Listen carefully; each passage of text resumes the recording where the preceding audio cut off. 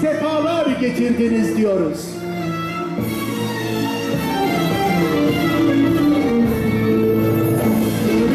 Kıymetli misafirler, gönül insanı, ümmeti kucaklayan, sohbetleriyle gönülleri fetheden Profesör Doktor Nihat Hatipoğlu hocamız salonumuza teşrif ettiler. Hoş geldiniz. Üniversite.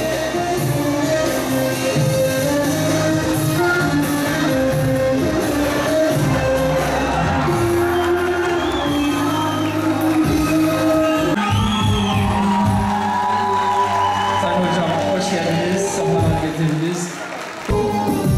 Muhammed düşerini ve kâgül abileri ve devmu devratali drohuna yuvizgini.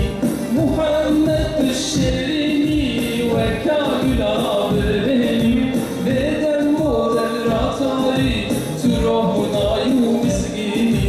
Drohuna yuvizgini. بسم الله الرحمن الرحيم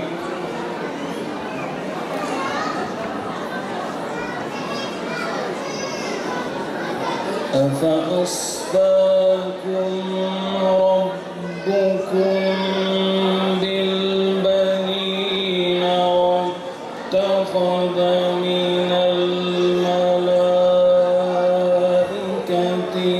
إناثا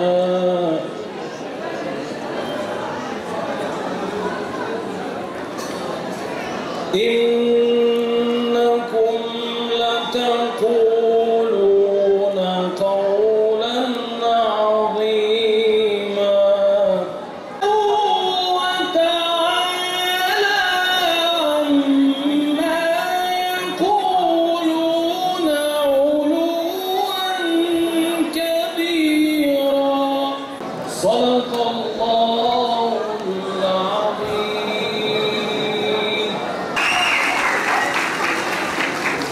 Mübarek 3 aylara girerken hazırlamış olduğumuz kardeşlik konferansına hepiniz hoş geldiniz, şeref verdiniz. Değerli Rektör Hocam, öncelikle davetimize icabet edip geldiğiniz için, bizleri korumadığınız için sizlere ve hanımefendiye şahsım, aile ve bütün midyatlar adına şükranlarımı sunuyorum.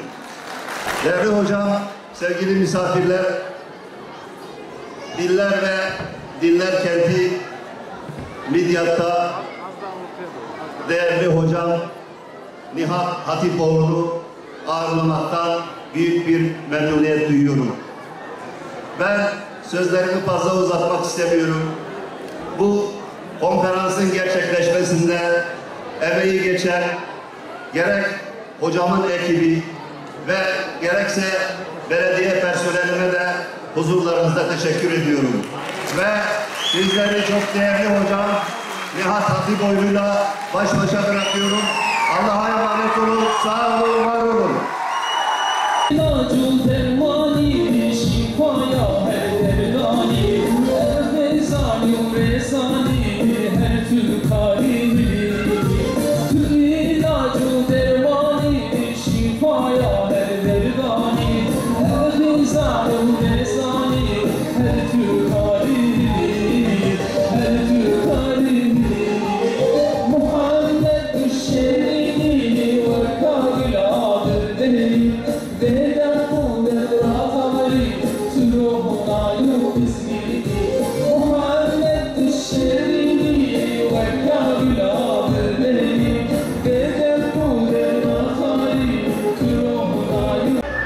Çünkü o bir deniz gibi Muhammed Aleyhisselam.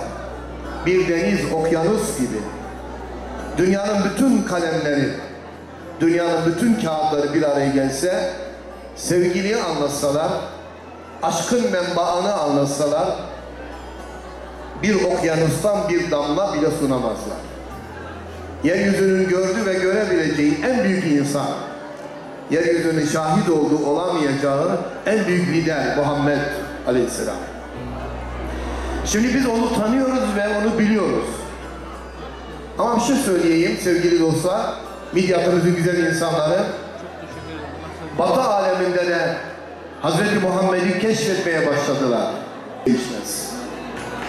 Sevgili dostlar, siz öyle yüce bir peygambere mensupsunuz ki, sahipsiniz ki, onun büyüklüğünün işaretlerini inşallah ölümden sonra göreceksiniz. Allah onun şefaatinden mahrum etmesin inşallah. Hazreti Muhammed'i okuyanlar onu keşfettiler. Biz geç kaldık.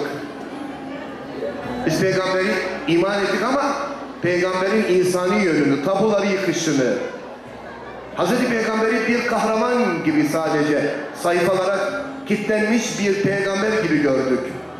Ama devletini kuran tek peygamber Hazreti Muhammed'dir Aleyhisselam. 23 sene boyunca çatır çatır göğsüyle, vücuduyla, bütün hayatıyla şirke, putperestliğe, insanı insana kul eden anlayışa karşı mücadele verdi. Çok yumuşaktı, çok halimdi, çok sevecendi, fiziki olarak yüzü çok güzeldi, çok nuraniydi. Onu görenler bir an şöyle titriyorlardı etkisinden dolayı, ama gülümsüyordu, gidip dokunuyordu gönüllere. Dokundu, hiçbir gönül kaybetmedi. Dilerim ki bizim gönlümüze de dokunmuş olsun ki biz de kaybetmeyelim inşallah. Ümidim şudur inşallah, Allah dileyen herkese en azından rüyasında Hazreti Muhammed'i görmeyi nasip eylesin. Eğer rüyada olmazsa ölüm anında görmeyi nasip eylesin. Onda nasip olmazsa mezarda sorgulanırken insan onu görmeyi nasip eylesin. Ama onlardan hiçbirinde olmazsa ben iyi biliyorum ki mahşere dirildiğimiz gün onun etrafında toplanacağız. Kabe'nin etrafında toplanır gibi. Ve inşallah o kendisine iman edenlerle beraber Allah'ın rahmetine, sevgisine mazhar olacaktır. Allah bizi de bu tür insanlardan eylesin. İnşallah. Dokunuyordu gönüllere. Bizim de problemimiz gönüllere dokunan insanlar azaldı. Gönüllere dokunan azaldığı için gönüller bomboş kaldı. Biz onu özlüyoruz. Dünyanın haritasını değiştirdi. Tabuları yerle bir etti. Amen. O gün de aynı şey geçerliydi. Peygambere saldırıyorlardı. Şöyle bütün o gelenlere şöyle bir baktı. Dedi ki ey Mekkeliler, beni memleketimden çıkaranlar, kızımın ölümüne sebep olanlar, evime el koyanlar, benim ölüm kararımı verenler, aleyhine şiirler yazanlar, amcamın vücudunu paramparça edenler. Söyleyin bana, size karşı nasıl hareket edeyim ben? Benden ne bekliyorsunuz dedi. Herkes sustu. Çünkü dileseydi en az 10.000 tane kafa koparabilirdi. Bir kafa bile koparmamıştır. Mekkeli biri kalktı. Sen dedi şerefli bir babanın şerefli bir evladısın. Bizi öldürürsen adalettir. Affedersen büyüklüktür. Kararı sen ver dedi. Şöyle baktı onlara. Siz beni dedi ateşten ateşe attınız. Siz beni Yusuf'un kardeşleri gibi, Yusuf'u çukura attıkları gibi beni çukura attınız. Beni kuyulara attınız. Lakin ben bugün size hesap sormayacağım. Hepiniz. İzhebu ve entumut tulaka. Gidin hepiniz özgürsünüz. Gidin hepiniz. Sevgili Midyatlılar, dün peygamberin kanını içmeye çalışanlar şöyle birbirlerine baktılar. Biz bu adamla mı savaştık? En güçlü olduğu anda affeden adam. İza afevte fe ente kadirun muktedirun. Hasan bin Sabit'in dediği gibi sen muktedirken affettin diyor. Şimdi iktidar olur ama adam muktedir olamayabilir. Her iktidar muktedir değildir. O hem iktidar hem muktedir. İstediğini yapabilirdi. Hepsini affetti. Ama gidenler sonra geri geldiler. Öbekler halinde, cemaatler halinde onun ayağına, eline yapışmaya çalıştılar. Muhammed bizi affeyle. Tek şartla dedi. Allah bir derseniz affeder. Dediler ki Allah birdir. Keşke dünya İslam'ı doğru anlasa. Şu savaşlar bir bitse, dünyanın o süper ahlaksızları silah satacak imkan bulamasalar, dünya kendine şöyle bir gelse, insanlar birbirini tanıyabilseler, tıpkı Hudeybiye barışında olduğu gibi biz dini anlatabilsek keşke. İnsanlar İslam'ı öğrenseler, İnanız ki dünya çok daha güllü gülistanlık olacak. Ama menfaatlerine gelmez bu iş. Hele Müslümanların birleşmesi, akıllanması hiç işlerine gelmez. Allah özellikle ülkemiz üzerinde kurulan, sonra bütün İslam ülkeleri, sonra dünya üzerinde kim kime tezgah kuruyorsa Allah tezgahlarını bozsun inşallah. Her namaza 10 dakika ayırın. Kaç dakika ediyor bir günde? 50 dakika. Bir gün kaç saat? 24 saat. 23 saat size, bir saati Allah'a ayırın. Çok mu? Yok. O zaman ne yapacağız bugün? Bugün ben sizden namaz sözü alacağım. Namaz sözü. Sözü ben mi alıyorum? Hayır. Kime alıyoruz? Allah'a. Kısacası yeter ki namaz için Allah'a yönel. Doğru mu? Şöyle zannediliyordu eskiden. Şöyle anlatıldı eskiden maalesef. Yani eskilerimizden çok iyiler de vardı da bir kısmı da şöyle anlattı. Sanki Allah sizin yanlış yapmanızı bekliyor, sizi yakmak için. Bu anlayış doğru bir anlayış değil. Allah sizi affetmek için bahane arıyor. Allah niye bahane arıyor? Sünnetullah'ın gereği. Koyduğu kuralların gereği. Onun için bugün söz verelim hep beraber Yüce Allah'a 5 vakit namazımızı kılmaya çalışalım inşallah. Güzeller güzeli Allah'ım. Ey şanına, kudretine, azametine, kibriyasına, Kuddus ismine, ey Rauf ve Rahman ismine hayran oldum Rabbim. Ey güzel Allah'ım, biz birer günahkar kul olarak şu 3 ayların başında senin huzurundayız. Ya Rabbi, sen settar ve settir olansın. Günahların tümünü örtensin. Diledin mi bütün günahları silersin. Biz günahlarımızı itiraf ediyoruz.